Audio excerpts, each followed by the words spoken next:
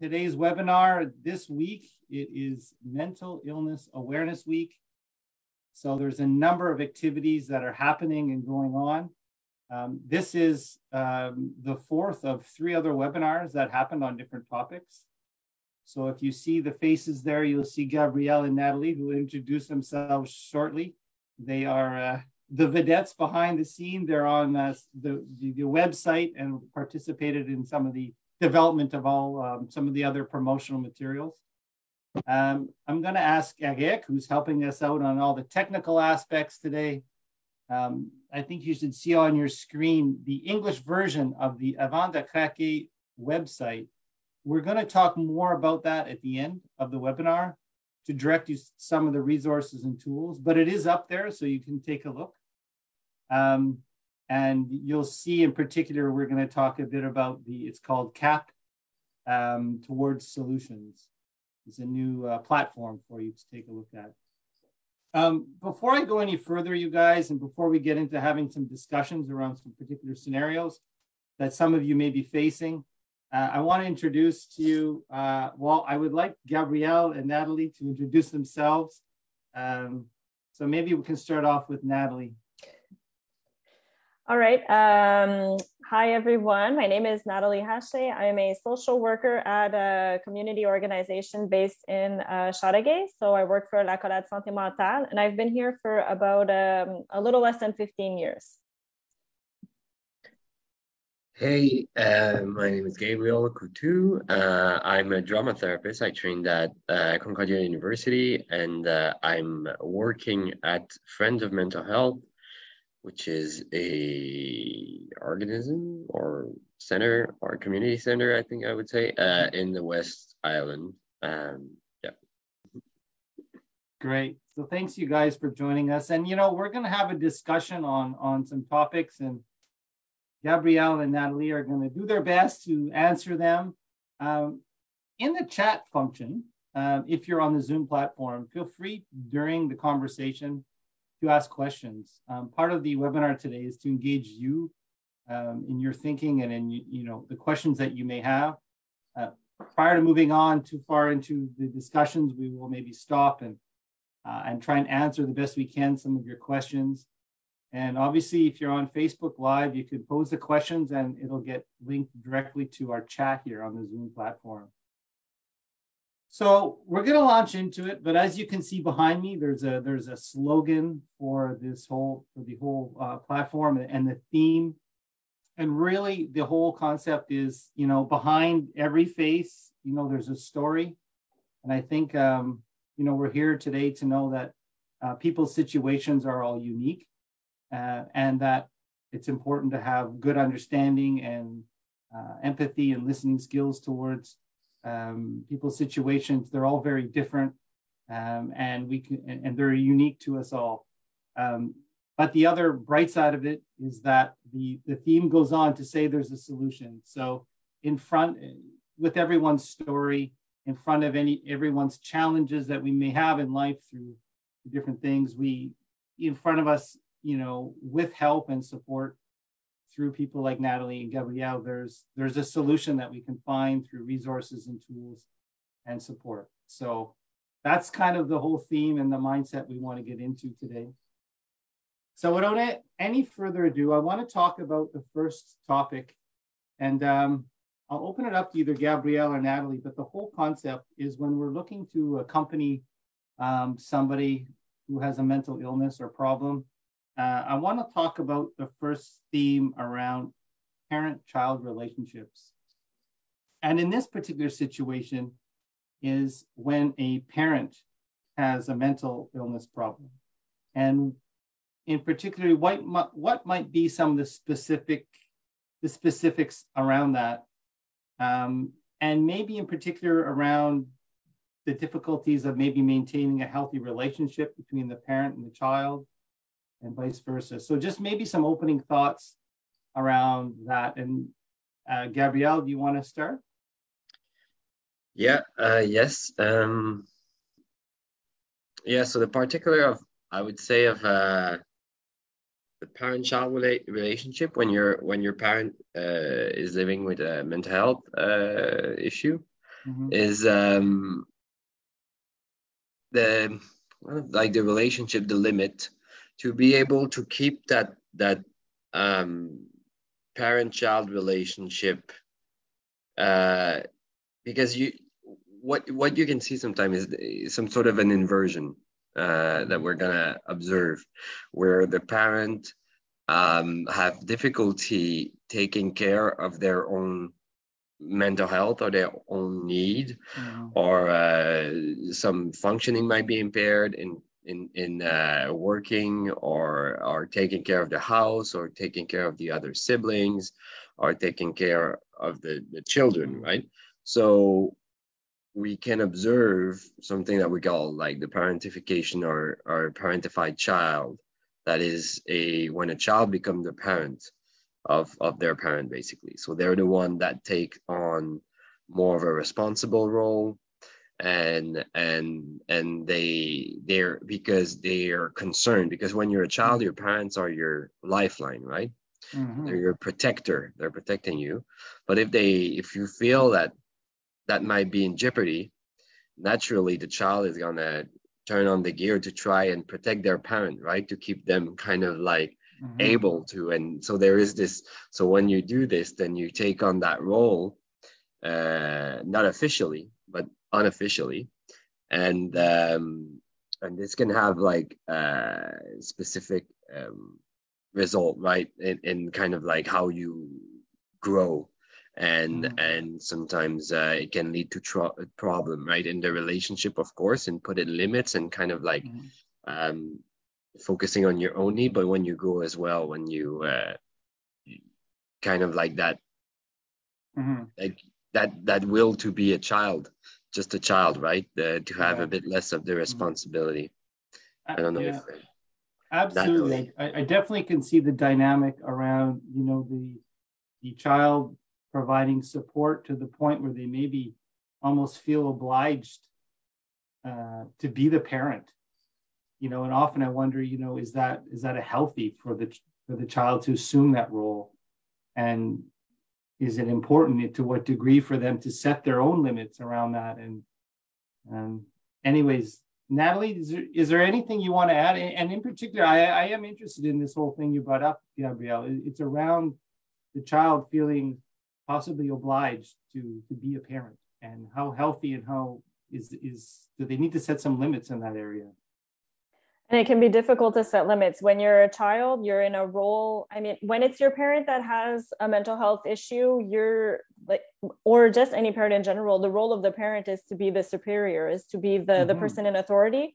And all of a sudden a child is taking on that role. So it can be very difficult when we're talking about putting boundaries in place to say to a child, you have to start putting boundaries concerning your parent. And it's supposed to be the other way around, right? It's not supposed to be the child who puts boundaries in place. So it can be very confrontational for a child to have to start thinking about putting boundaries. But there's other types of reactions that a child can have as well, depending on the family dynamic. So we can also have children who will just completely pull away. Who we have children that could become very, very anxious. We have children who could become kind of like a little invisible, like we don't see them very much. Depending on the dynamic that's at home, this can be repeated in other areas of their lives. So when there's different aspects that can come about, and any type of, the relationship between the parent and the child will definitely have an impact on how the child will develop. They're not like a child is not supposed to become the parent that early. Yeah. And they develop usually a tendency of becoming very mature, very young. So they end up, for some children, they'll end up losing out on a big part of their childhood.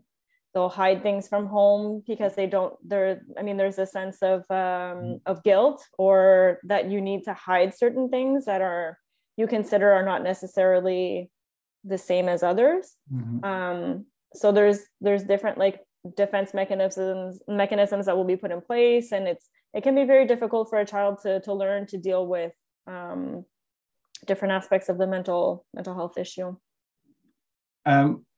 What would you say in terms of support if there's somebody taking care of their parent and they're feeling pressure, they're feeling anxiety, they're feeling like, you know, they become their parent, the limits maybe are not set. What can they do? Where could they go to seek support, or what could they do that could possibly help them? Do you guys have any ideas? Yeah, well, any type of organization, I would say, like community center, of course, like we work in are great resources. Just like CLSC, or depending on the age of the child, it can be like a people at school, you know, other family members outside of the you know, some uncle, grandfather, I don't know, the other figure that are safe and that could provide support and insight. And there is yeah,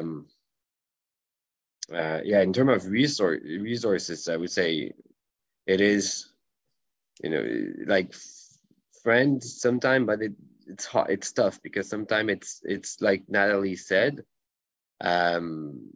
it's difficult because what's lived in, depending on how the mental health issue is experienced in the family, can be very difficult to talk about it, and there can be pressure to hide something. There can be shame, guilt, stigma, right, regarding so sometimes professionals, organization, you know, like or something like Kids Help Phone, or just like where you can call 24/7 and just talk with someone, talk with a counselor, and they can give you resources in your area, you know, stuff like that.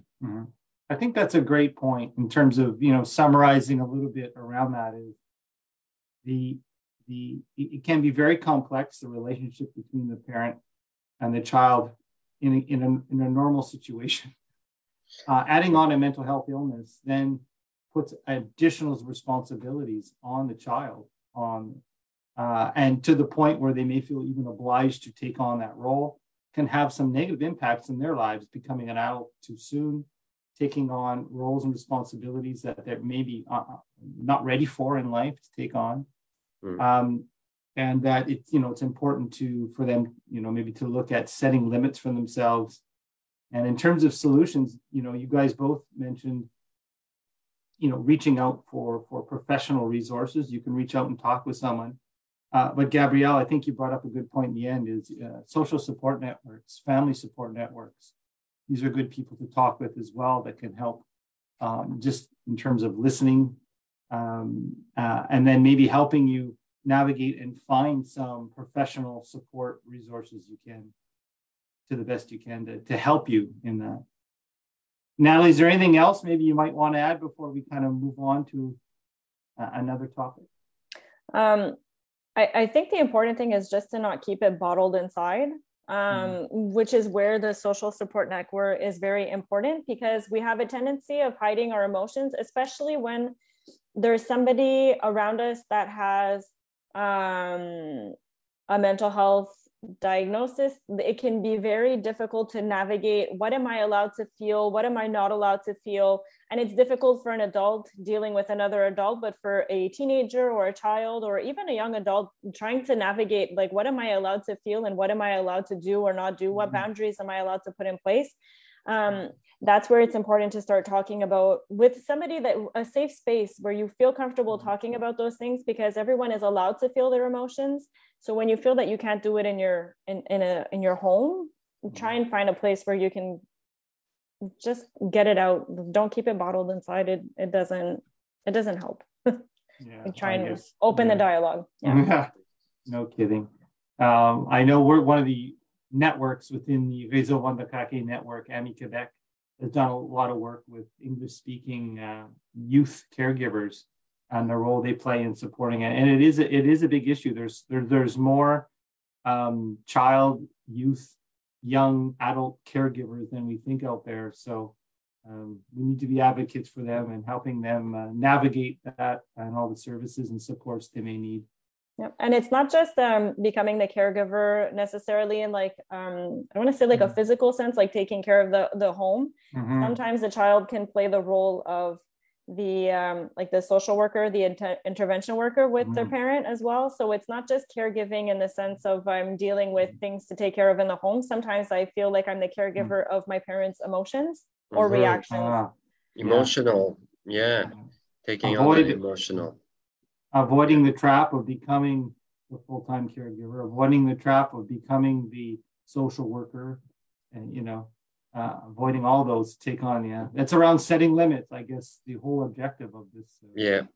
Boundaries.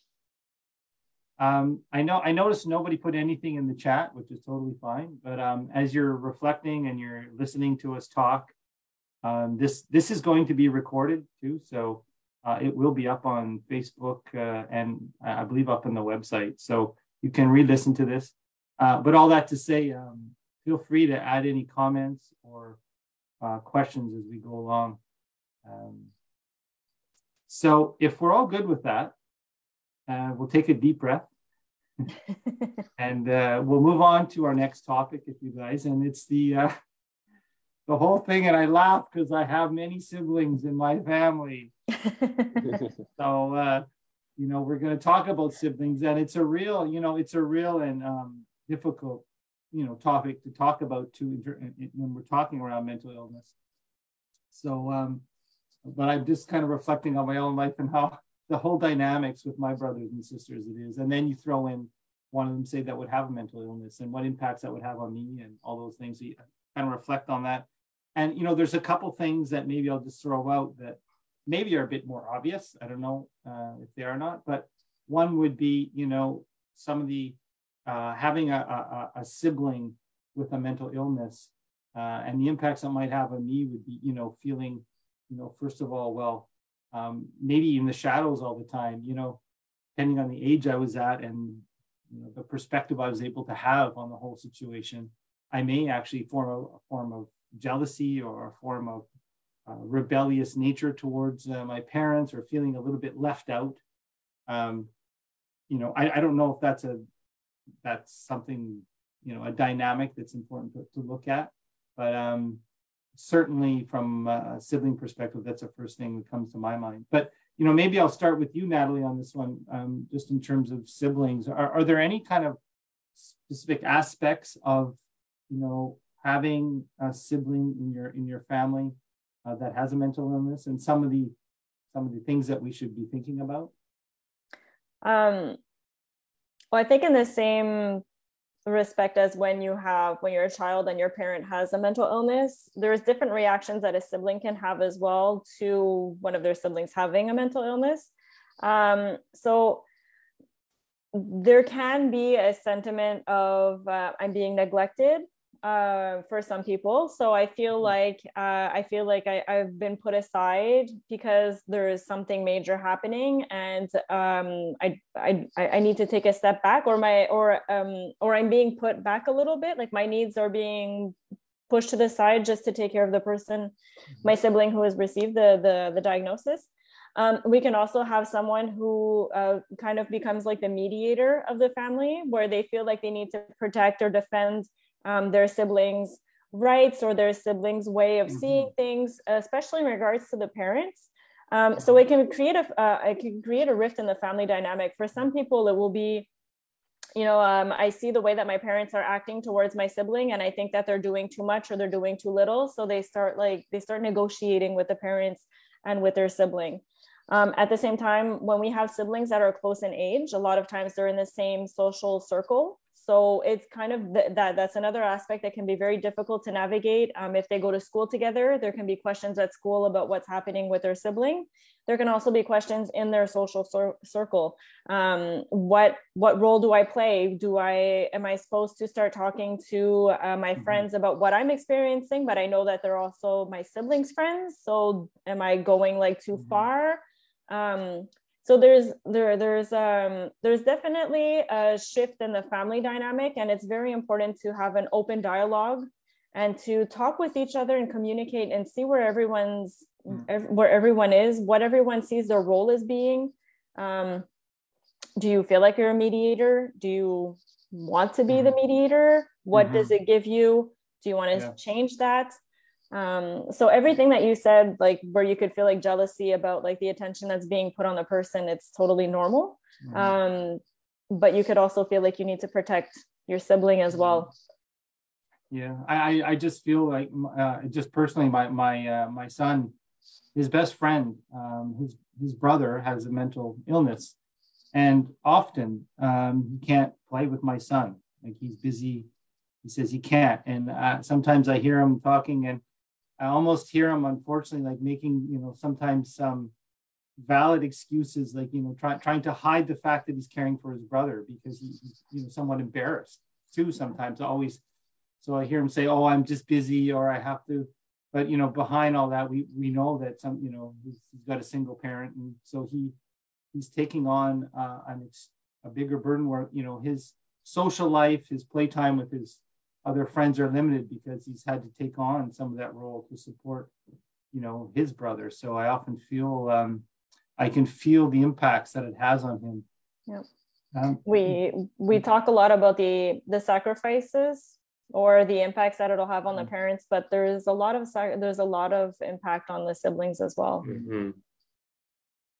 Gabriel, I was just wondering, maybe if you feel like elaborating a little bit on one of the things that come to my mind, obviously too, is the parent in all this, right? So, the sibling obviously they're impacted trying to support their brother or sister, but the role of the parent is the parent on both of them.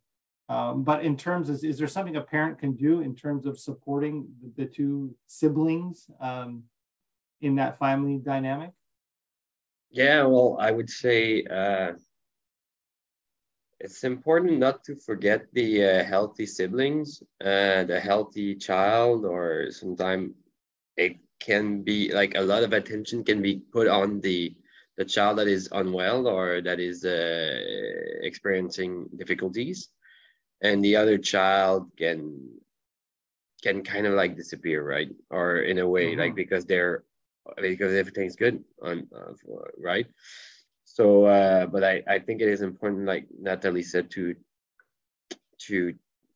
keep an open communication and keep an open eye also, and that relationship that's important, right, of that sibling, how they're doing, what are they up to, what are their struggles as well, because sometimes their struggle can seem trivial, and I think themselves, they can hide their own struggle because they feel they already have enough, and their struggles kind of seem trivial, but we all experience struggle.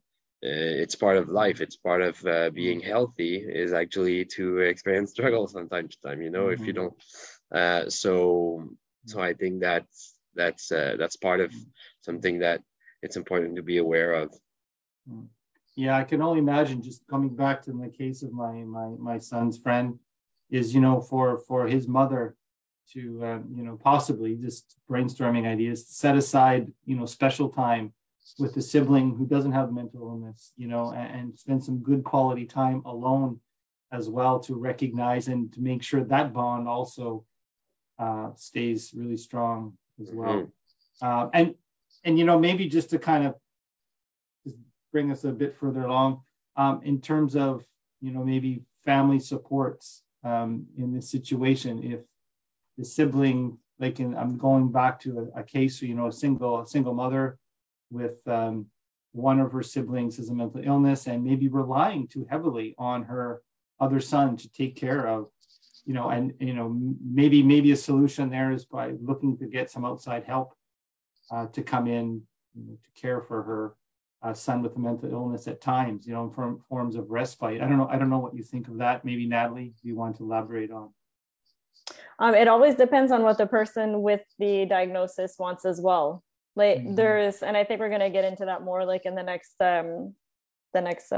like relationship, the parent with the child.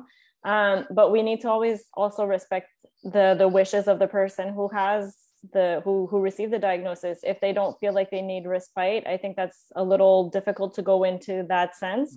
I think that the single mother could receive help, but I think that there's also a risk where if we're sometimes as a parent will want to maintain the relationship between the siblings, we can try and force that relationship. But we need to take, as a parent, a step back and try to let the siblings figure out their own relationship. And so not to put too much responsibility on the child that doesn't have the diagnosis, but to let that child come into their own acceptance of what's going on. Because sometimes, it's very emotional for a parent, but it's also very emotional for the siblings. So to give them the space that they need as well to be able to figure out what their role is and what their place is and what kind of help they want to be able to offer. That's a good point. Yeah, it's a good point. We're kind of, a lot of these topics kind of all mesh together, which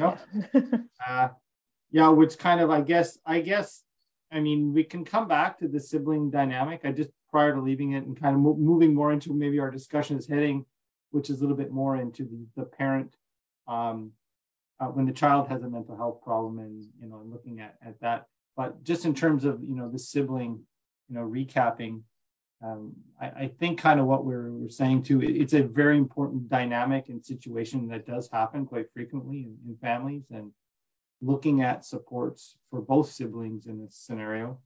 And we talked and recapped a little bit about, how the sibling who doesn't have the mental illness, some of the things that they may be feeling, which are totally normal, some of the situations they may be in, and some of maybe the things that they should,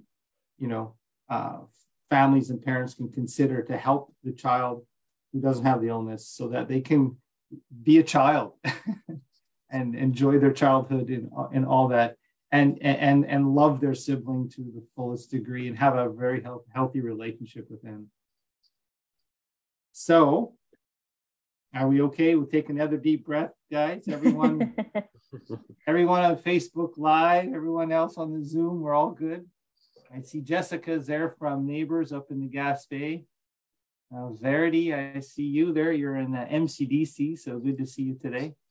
And a few others, I don't recognize some of your names, but glad you're with us. Again, feel free to pose any questions. We're going to move along. We've already kind of talked about this. We're kind of moving into this topic, but let's talk a little bit more now around, when a child has a mental health problem or illness, and some of the different dynamics and things that can, in particular, the role of the parent. Because I think that's kind of being a parent myself of 4 kids. It's an amazing challenge and emotional journey. And to have one of them or a couple of them that have some form of mental challenges, my heart goes out to those parents. So maybe we could just start off by, I don't know, Gabrielle, if you wanted just to lead us into, is there a couple things right off the top of your mind, that just some things that, the parents that are out there listening, what are some of the things that maybe they could consider that could help them in their relationship or in how they're supporting their child? Well, I think first, when you have a mental health diagnosis of one of your child or in a family, there's a shock, right? It gives kind of there's a shock at first, and there is there's almost a bereavement phase, or there must be acceptance somehow, right? So there's different phases, like the phases of bereavement. It's kind of some parents can go through these different phases of denial or like sense of loss. Stages of loss, yeah. Feeling that they're losing what they had planned for their child, or starting to have all of those ideas of what they can or cannot do, and so that can be quite challenging. There's a lot of emotion, guilt, shame, guilt about, is it my fault? I think a lot of parents might think, what did I do? Did something wrong in raising this child? Or so first of all, it's never as simple as you can say, It's never the parents' fault in the sense that the theology and the source or the cause of any expression of any mental illness come from genetic background, from psychological wiring, temperament of the child, and of course the rearing. To some extent, the environment plays a role, but it's just this one part, right? And it's the interaction of many things. So you cannot say. So I think that's something that we can try to reassure people, right? And yeah. So and about ideas how to deal with it. Well, there must be some acceptance. Of course, ideally they come to a place of acceptance at one point where they have a more positive relationship with the fact. And become empowered almost. Yes. Yeah.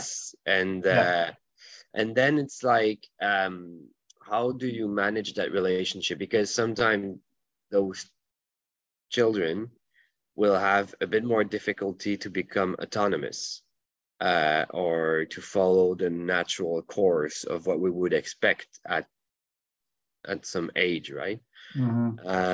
So there is boundaries, like we talked of. Boundaries are very important at one point, because you wanna support that autonomy. Some parents are so protective, and they become somewhat overprotective, and it's very important to learn and that their children, even if they're living or struggling with mental illness, they're also, they have strength also, and they're individual. They're not just their diagnosis. So they can still thrive, but they need to maybe be open to know also what they want, right? So I think Nathalie touched on this a bit, the idea of asking them what they want. Not making plans too much for them. Sometimes you can have this, let's say, just about education. When the diagnosis falls, or you can have this idea they'll never be able to go to school or finish their like university degree, or they have to. It can be the opposite, they have to, and then you put a lot of pressure, right? They have to keep their normal some sort of normal life, they have to finish their degree, get a job.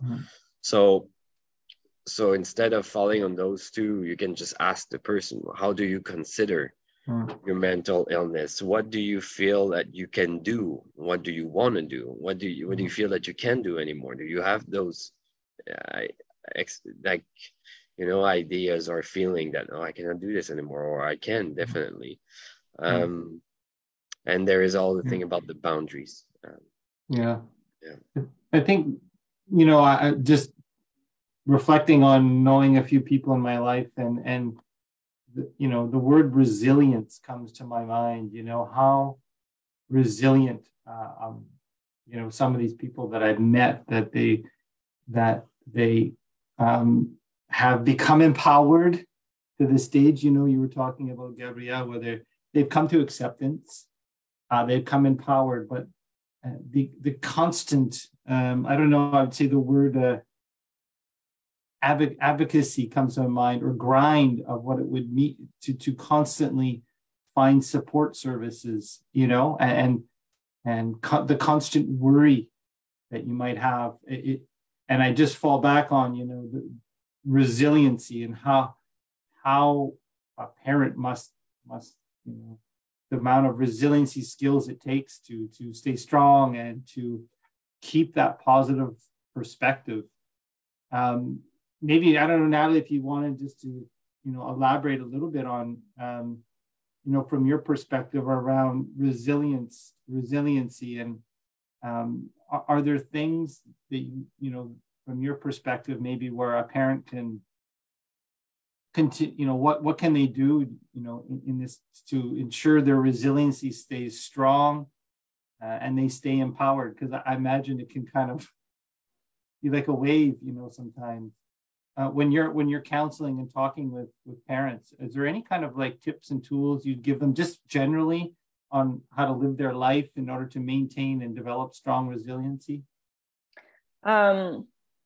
Well, I think to begin with, you have to go back to what Gabriel was saying about the guilt that we can feel. So the first thing would be to start touching upon what type of emotions am I experiencing?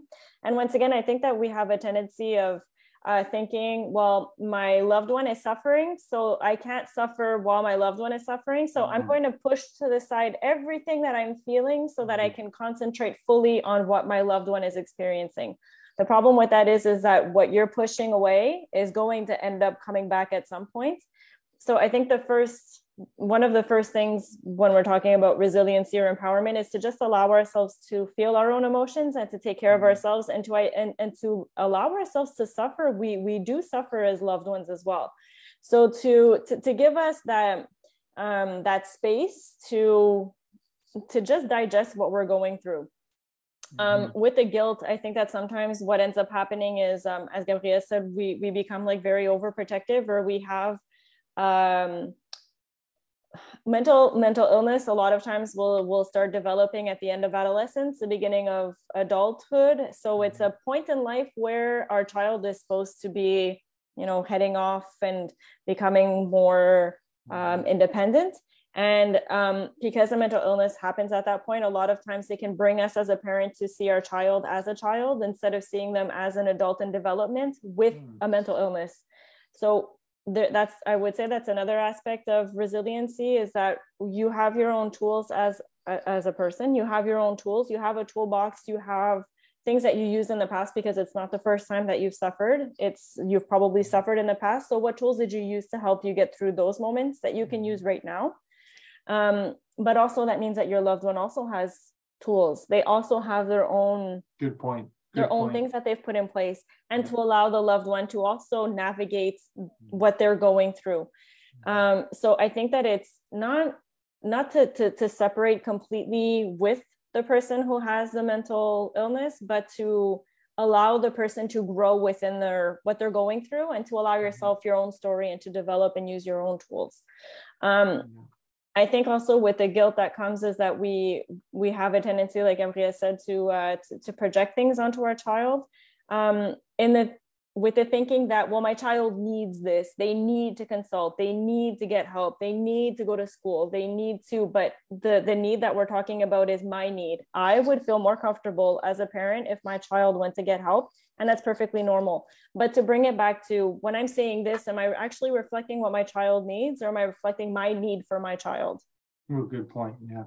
So it's a lot of, it's not something that happens overnight. I would say that a lot of times the family members that come through are here for, I don't want to discourage anyone, but it can be many weeks, it can be many months, because there's different emotions that come through. And a lot of times we push them so much aside that when they do come through, we don't feel comfortable with it. We haven't allowed ourselves to deal with it.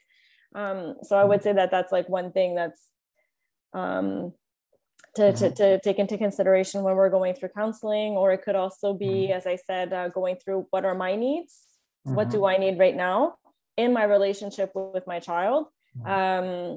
And when we talk about boundaries, is really like boundaries in the relationship where it has a direct impact on me as a person, and not so much where I'm trying to navigate the person in their lives and where they should go. So to really reflect on what are my needs and what are my loved one's needs, and is it the same need, and how can I accompany my loved one in their needs? So to take the step back and to say, okay, so my loved one is asking me to help them find a job. Okay, so what are the steps? What's my role in that? What do you expect of me? What role am I willing to take on as a parent as well? What do I not want to do? What do I want to do? Do I want to drive them to bring their CVs, or do I want to just, read through their CV and make sure that it's okay? Like, what aspect, what do I want to take on, and what do I not want to take on? So it's there's a lot of different aspects. So I really do think though that the biggest thing is to come back to the self, to come back to, what am I experiencing? What are my own emotions? What are my needs? What are my wants? And where do I go from here with that? I think that's great. I mean, I'm just reflecting even back, and I'm sure people with that have more experience and that have moved to levels of empowerment, although they have ups and downs. Just thinking myself, even as a parent, saying, my kids are older, so you think I have, you have more experience, but at the same time, we're all human. But being able to understand my kids' needs versus my needs, even as a parent in general.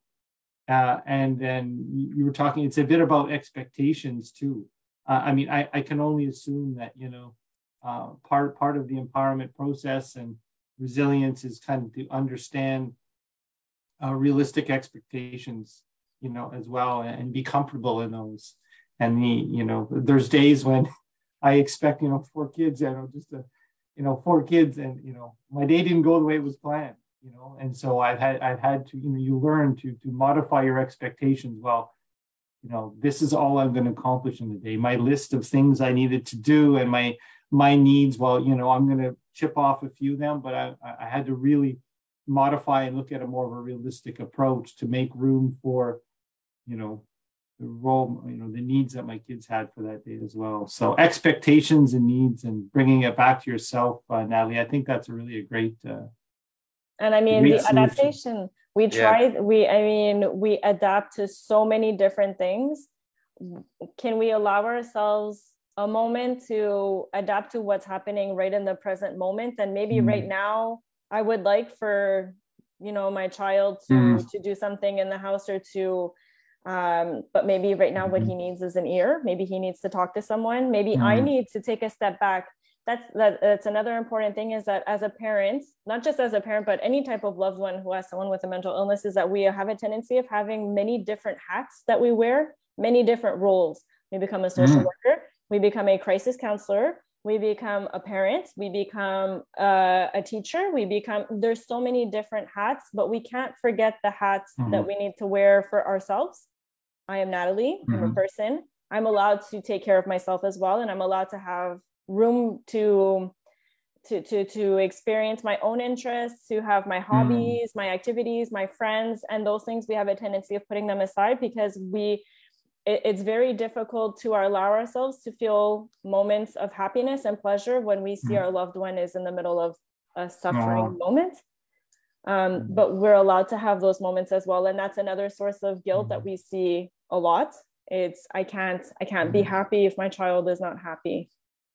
That's great. Self-care. I mean, that's kind of summed up in self-care and taking care of oneself.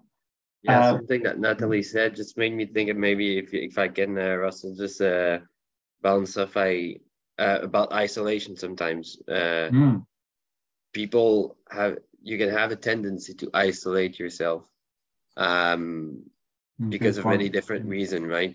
With your and because it takes so much, that relationship. And I think it is important to try to fight this a little and keep time for yourself, and because you might be afraid, right? If I leave the house, what's going to happen, right? Are they able to take care of themselves? And then it goes slowly, right? And then you realize after a few months you don't go see friends anymore. You don't go off for weekends anymore, right? To the shack or in nature or something. And that is so important, right? So this idea of taking time for yourself, realizing, trust, you got to believe. It's kind of like boundaries as well. It's the same idea as you got to believe at one point that you can trust your maybe there is time, right? There is time maybe that when it's a crisis time, okay, but there is also that you can trust your loved one, that they're adult, like Nathalie said, they're not, and they have also a responsibility to take care of themselves also, and you can take some time for yourself and to allow themselves to develop their own toolbox. To allow, exactly. Yeah, this whole theme, we really talk a lot about resiliency, taking care of yourself. Also, too, just knowing that, a lot of parents are seeking support services for their child who has a mental illness. And we know that's not easy, regardless what the condition is. And in particular, in our context in Quebec, too, it's not often easy to find services in English. So the wait list can be longer, or you're searching for a bilingual person that can speak to you in your language and things. So, I mean, I think resiliency and and taking care of yourself, those are wonderful messages. I just wanted to ask you guys to, for people on the call today, if they are, we are from the English speaking community, and sometimes it can be a harder challenge to seek the services in English. Maybe I'll just throw it up to you, Gabrielle. Where can a parent go, like, that you think that if they came to you, is it going to one counselor? Sometimes I hear stories of people, I'm going all over the place, I just don't know where to go. And sometimes language is a barrier when they're wanting to communicate. Is it really trying to find a bilingual person working out of a community center in terms of the work that you're doing? And you can help them navigate and link them to different services? Is it hard to find like a bilingual counselor?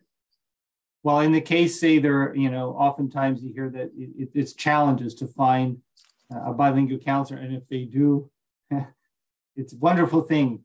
And so in your role, I guess, being a bilingual counselor yourself, in part of your role, and I guess the messages for people is can they reach out to you? And then in your role, can you help navigate them for other services? Yeah, well, at our organization, personally, yes, definitely everyone has to be bilingual to work where we work. And so we can take on clients, Anglophones, and we can also redirect them.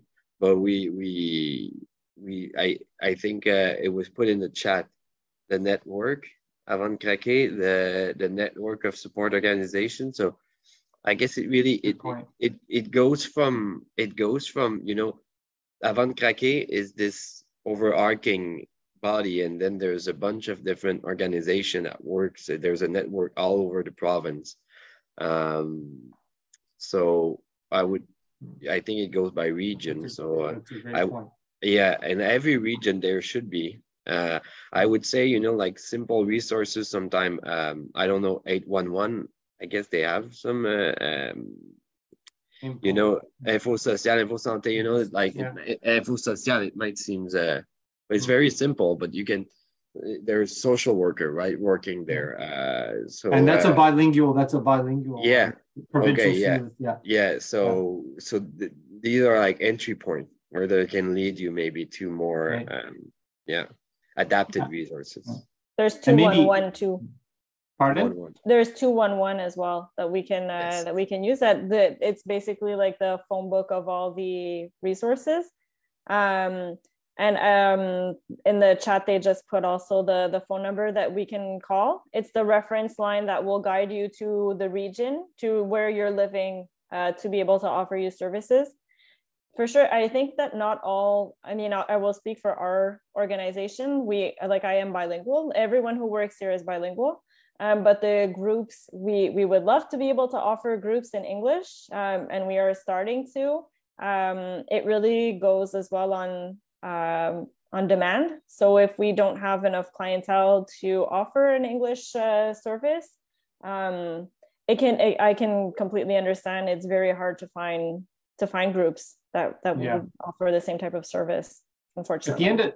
At the end of the session, Eric, our technician, he'll come on and he will show us the website. And Eric, if you're listening, I maybe ask you just to show the on the website of RÉSEAU Abandonment, the list of members that Gabriel's talking about, that will provide everyone a list of which organizations are there to support you in your region. As Gabriel mentioned, and you'll see the organizations that Nathalie and Gabriel work, they're right on the website. So that's a really good point. Our discussion is to seeking support services for the community. And if I might add, an organization in the region to help you. Go, Gabriel, go. I think today as well with telehealth, it would be even more accessible. I don't know, to find someone that is maybe because I'm thinking maybe they can refer you. I don't know if there's no bilingual or anglophone, they can refer you to another center that do a telehealth and on Zoom, right? now that we don't all work full time on our premises, and we see people on Zoom, I guess it might be easier to Refer. find some right to refer, or maybe not in the réseau, but also to find a professional, right, from different region. And everyone's writing down your names and where you guys work because they're going to refer. Hey, can I speak with Gabriel and Nathalie? yeah, we're gonna get so many. No, yeah, I know, that's a good point. That's a good point. Russell, do you want me to show the website right now? Sure, that would be great. Maybe it's a great time. So I'm the voiceover. My name is Eric. I'm a friend of RÉSEAU AVANT CRAQUER for many years. Do you see my screen right now? Yes. All right. So we are right now. You may arrive on the French version, but there's a button on the upper left part of the website, so you can be easily going to the English part, which is probably a good addition to the network. So there's so many things to check on the landing page. There's this tool right here, which is I'm going to show you later.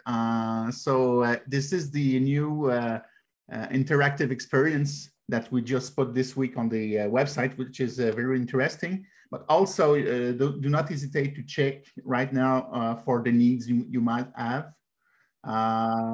You have also, so this is for you. The other part is for your relation with others. And the other one, the last one, is the Generations Corner. So there is plenty of information for everyone in different contexts. And also, you have this part down. So it's easy to refer to those different situations. Also, there is a lot of stuff that we add daily. I will say right here on the news part and the press review. So it's a really dynamic website. And then at the end, there's also our proud partners, and many links also are added. So the 1855 CRAQUER, I just put on the Zoom chat. Also put it on a Facebook page or under this webinar. And let me show you Eric. Yeah, sure. Do you mind just going down further and show everyone and click on network? Keep going down. Network, right here. Okay, this is the same here that you got down right here. So, yeah, so you see under useful links, network of support organizations. Yeah, do you mind just clicking on that? For sure. So it's, as you said, it's a regional map.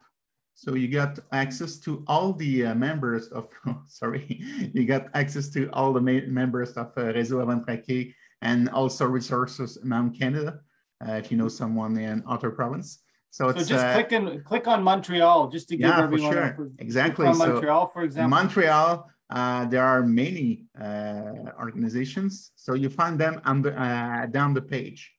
So they are linked, and you have the website, the phone number, the email, and then there's plenty of resources in the Montreal regions. And adding, those are mostly members of the AVANT CRAQUER network. So it's really good reference to find all the local organizations. So if there are people also speaking English in other regions, it's easy to find them.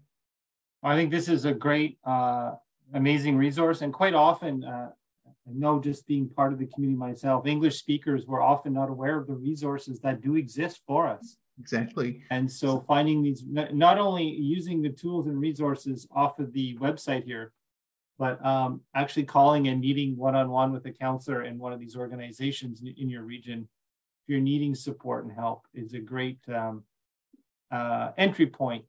Do you want me to show the interactive tool right now?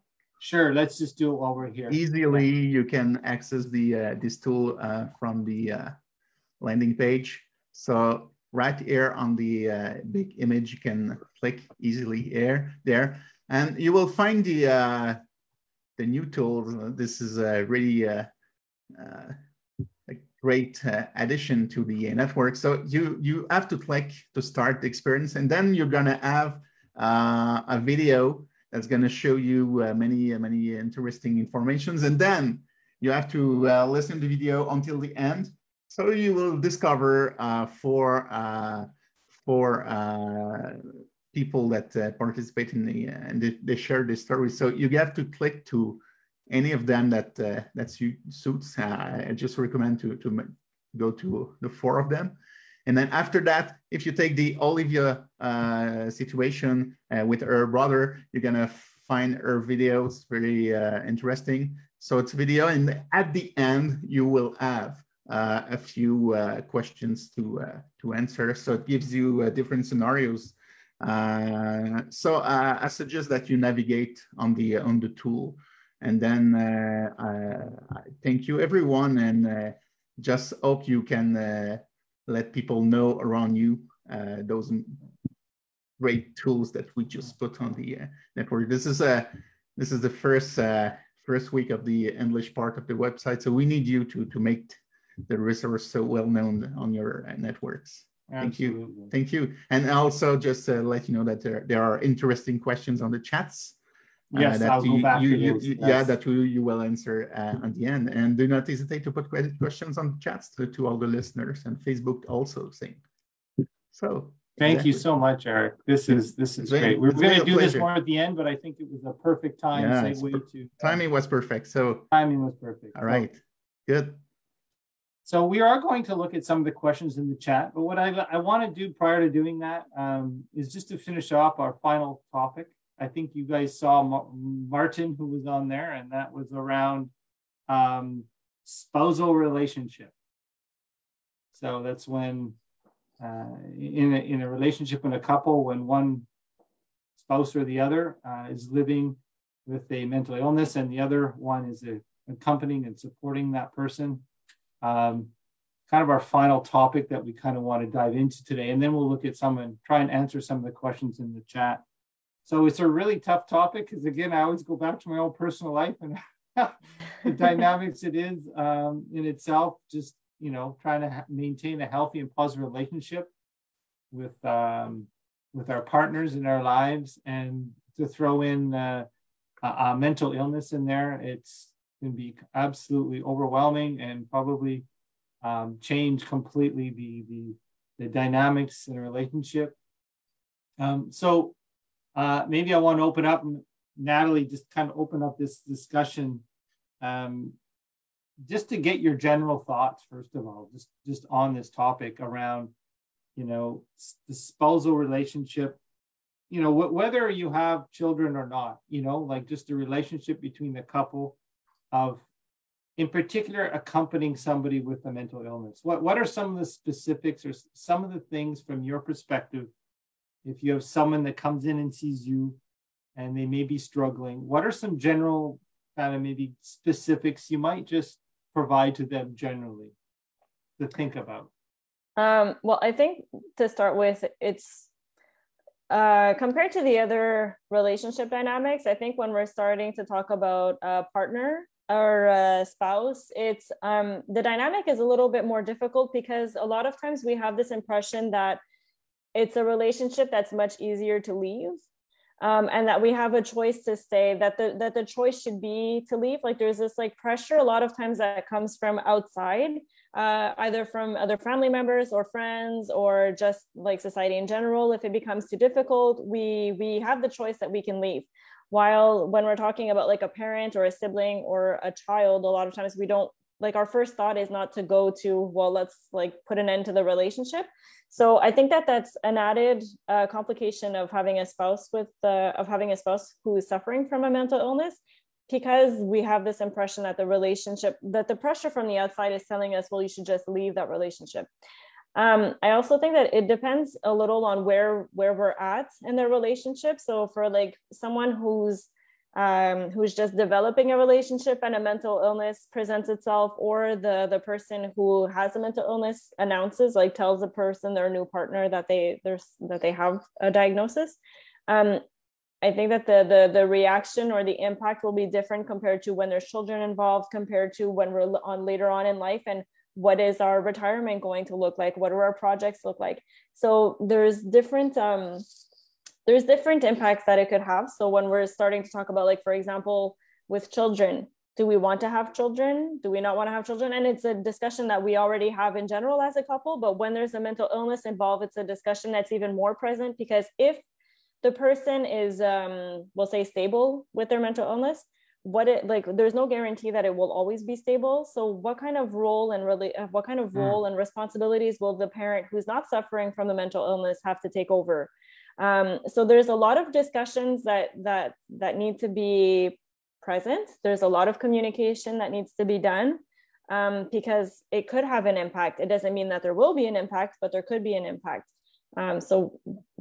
And then, like, there's the whole question of, a lot of times there's guilt, like, are our children going to suffer from the same mental illness? What impact is it going to have on them? How do we take care of them, knowing that there's a possibility that the mental illness could resurface again? How much do we get family members involved? Do we want to have family members involved?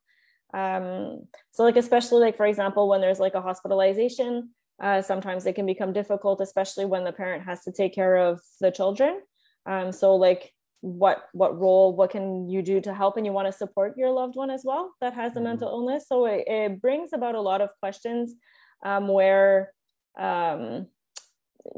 it's the same type of questions as with a child and with a parent. And a lot of times the spouse also at times will have an impression of becoming like the parent of their spouse, because they'll need like a little bit more help in the day-to-day activities. Not always and not generally, but I mean, in some cases it could happen. So there's a lot of different sources of complications that there could be. So there's a lot of specifics to it. Maybe we'll evolve the conversation, Gabrielle. I'm just, in terms of if, there's people out here that, have questions around, they are supporting or accompanying their spouse who has a mental illness, and they themselves feel like they may need some help. Where can they go seek help? Is it again coming back to see counselors like you, and or is it is it kind of like similar messages as well? Maybe doing self-care. Is it counseling on their own? Sometimes they could get, like, what are some support services or solutions you would have to provide somebody or offer to them? Well, it's in terms of resources, it's I would say it goes to the same. Of course, all of the RÉSEAU is there, for people that are living with people living with mental health. There's a lot of people and a lot of living in that sentence, but but it's important to think on yourself, where you're at, like Nathalie has said, sometime in the present moment, what are you need at the moment, and because the mental health can take a huge space. And also if there's children involved, what are their needs? It brings another complicated kind of like level of complexity. What are their needs? And are they being forgotten? Does the parent have, and if they're, because you can take so much responsibility, if your spouse cannot take as much. So maybe you become the financial planner, like Nathalie said in other situation, right? You take so many roles. You become the caseworker, the rock kind of the family. You have to become the rock of everyone, and then who takes care of you? So it might not happen this way, of course, and it might not always be this way. But it's important to be mindful and aware that it might happen, and that you need to take time to breathe and, like you say, and reassess where you're at, and it's always good to go outside and get some fresh eyes, and ideas and a place to express yourself as well. Sometimes something you might not be, because to who are you talking, right? If your spouse has the illness, and then there's your children, so who are you talking to? You can talk about it with your spouse, but it depends where they're at. Are they stable? It might be complicated. And then you don't want to put that burden on your children. You can talk to the children. That's important because they know thing and they can see thing, right? So, but you still want to be able to take care of yourself and have that. So friends, family, of course, and also professional support help. network. Social support network, very important. We have some reoccurring, obviously, solutions, right, that you guys are proposing, and it all makes sense. And what really struck me, Gabrielle, is like the rock, I mean, I think in all situations, there's a rock, someone's acting like the rock. And I think the common messages were you guys are providing is one is setting limitations, obviously, right? You guys have said that on many occasions so that you don't become the social worker, you don't become the professional financial planner, you don't become professional support services for your loved one, that you try and provide and seek the professional support that's out there for them. I mean, because that's also somewhat threatening the relationship. Because if you're all of this, where's the space? You have to be the lover and the intimacy, right? So you prefer to keep the loving part and put the other part maybe outside. Let someone else take care of it. But of course you're going to be there for and I think also too, there's probably a role in all these 4 cases where you want to support and support the loved one in some form of recovery process, or feeling like you can help them recover from their illness or whatever type it might be. And maybe just to hear, I know we can't talk too much longer, but maybe just a little bit around that whole, because I think in all 4 cases we're looking, if I just take myself out from it and just think, wanting to help, and I can help this person recover. And do you guys have any insight around just that whole idea? And understand that depending on the type of mental illness, there's all kinds of different circumstances and stuff, but wanting and feeling that, you can help somebody in the recovery process. If we just take the spouse, like, can a spouse play a role in that? I think so, but I also think that the person who has a mental illness is the person who needs to do the asking. So I think that a lot of times, because we feel uncomfortable with with our perception that the person is suffering, we want to take that suffering and the burden away from them. So we feel like we're helping, but we're not necessarily helping. It's just because we feel very uncomfortable with it, which is completely normal. So when we're talking about contributing to recovery, it's really to go with what the person needs. What does the person with the mental illness need? And once again, I come back to communication. We need to ask them, what do you need from me? What do you expect from me? What role do you want me to fulfill? And you as a person afterwards can decide, do I want to fill this role? It's not because you ask your loved one what they need from you that it means that you need to do it. It's just really to get an idea of what the person needs, and are you the right person to do it? At the same time, I also think that any type of loved one will, a lot of times, we need to understand what's happening. We need to understand what symptoms are there, because a lot of times, like, let's say that there's the person, our loved one, is stable, and there's starting to be symptoms that pop up that they're like that they're in distress, that they're suffering. A lot of times, as a loved one from the outside, we're the first people to notice it. So I think that that's something that we can add into the recovery, is to say, look, there's different behaviors that are present that are worrying me. I just wanted to share my concerns with you. How do you feel about what I'm telling you? I think that we can play that role as well as a loved one of someone who has a mental illness. So I think to really like to recap, like what I said, we ask the person who has a mental illness what they need from us. We don't need to do it, but we can ask, and to also be aware of the different signs and behaviors that are present that show that the person might be suffering, and to share our concerns with them and see if they feel that the concerns are valid or not. But to remember that it's always the recovery process of the person who has a mental illness. It's not our recovery process. We can contribute to the recovering process, but it's their process. Great. Well, thanks. Thanks to both you guys. I was wondering, would now be a good time, given we maybe have a few minutes left, just to look at a few questions? Gabrielle and Nathalie, do you guys have energy for that? Yes. Let's do it. Let's try our best. So you guys, I want to thank you on Facebook Live and on the Zoom platform. You put some great and very challenging questions in the chat. The first one we'll try and talk a little bit about is, my mother was diagnosed with BPD, so I guess that's bipolar disorder. Borderline personality disorder. Borderline personality disorder, thank you. I tried to set limits, but she has difficulty understanding.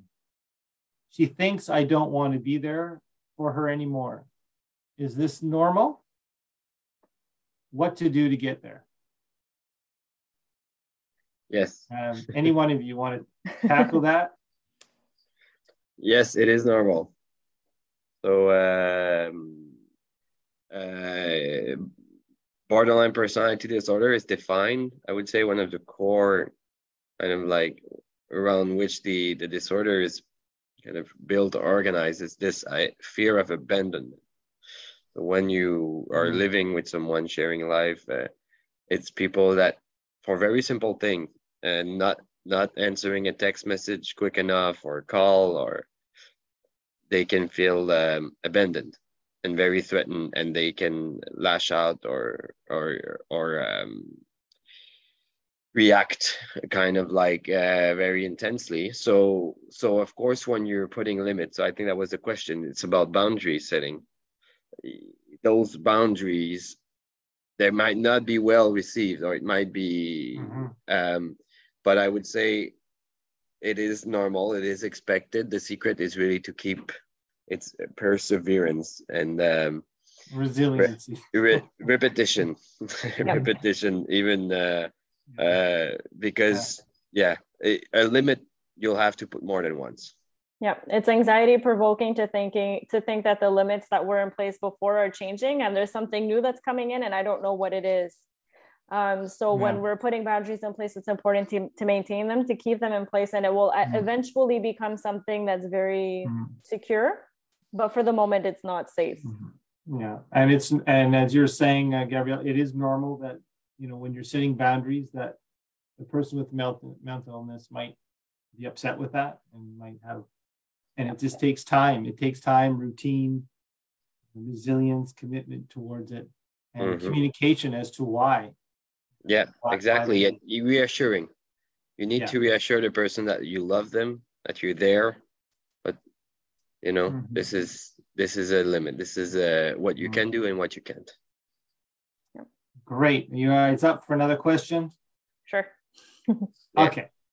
This is pretty good. This is great. So my 17-year-old little sister was just diagnosed with bipolar disorder. She doesn't want to talk about it, neither with me nor my parents. However, we want to be there for her. Should we persist or wait until she wants to talk to us? It's hard to watch her isolate herself. So a lot of times when there's a mental illness, that we have, not that we have a tendency, but we just have to be careful to not associate our loved one with their mental illness. So I would say to not persist. Wait until they want to reach out, open the door and say that, and show that you're open for communication, that you're there for when she's ready to talk about it. But the more we push, the more the door closes. And a lot of times, the door that ends up opening is not about the mental illness directly. It's more about like a certain type of behavior or concern that we could have for the person. So it's not the mental illness that we're going to start discussing with them. It's going to be, for example, I noticed that you haven't been talking with your friends as much. It's a little worrying to me. Do you want to talk about that? Good point. So not the bipolar, but really just the behavior that's present. And the other thing is to maintain activities as a family or as siblings, to make sure that the relationships stay strong. even, and that we show the person that we see them as a person and not see them as their diagnosis. They are not their diagnosis. So if it's your sister and you love to go rollerblading together, then keep rollerblading together. It's a moment that you're sharing together, that you're doing something positive together. And even if she doesn't want to do it for an hour, well, just to get out and to start doing things together is already more than enough. So maintain the relationship and don't push too much. When she's ready, she'll talk. Good advice. Okay, third question. Over time, I feel like my relationship with my mother has become too fused, complicated, strained. I'm trying to get out of it, but I'm having a hard time. She only has me and she relies on me a lot. So the whole rock scenario, Gabriel. How do we get back to a more normal and healthy relationship? Well, I think this speaks of boundaries. Again, is balance, equilibrium, somehow, you know, like it's difficult with our loved one to set boundaries, and we feel that they need us, but at the same time, it's our life, right? Your life is also important. So it's important to keep, and if you want to be there for your loved one, you need to be healthy, right? So you need to be actually healthy and mentally kind of to be there, right? So it doesn't make any sense to kind of like, yeah, like, I don't know, like kind of like push yourself too hard that you have problem now and you need help, right? So I think it is difficult, and especially with mothers, with children, with very close ones. We love them, but at the same time, it's just to be mindful of those emotions that are difficult. Maybe guilt, shame, anger, you know, and just be able to express them, name them, and to kind of process them in a positive way that will help you get a more positive relationship in the long term. I don't know if Nathalie has something to add, or I'd also ask, what exactly do they consider a normal relationship? Defining it. Like what are they looking for in their relationship, and then putting boundaries in place based on how they define a normal relationship and what they're looking for. That's true. What is normal? So you guys, I'm skipping over a bunch of questions, unfortunately. I'm going to go to one last one. But I want to encourage you all, if you put questions in here, or if you have questions after we didn't address them, what can they do, Nathalie or Gabriel? I mean, they can reach out to a member of the RÉSEAU and CRAQUER and speak to a counselor like you guys and to get their questions answered. Is that the best way for people that have questions? Is to reach out to an organization? Yeah, I think so. Definitely. And there was a testimony, someone that wrote, like, I just see it's been written in the chat. We'll go ahead. Look through there, and Gabriel, if you want to just choose one that might resonate with you that you want to speak, we have time for one more. So yeah, no, it's just Tracy.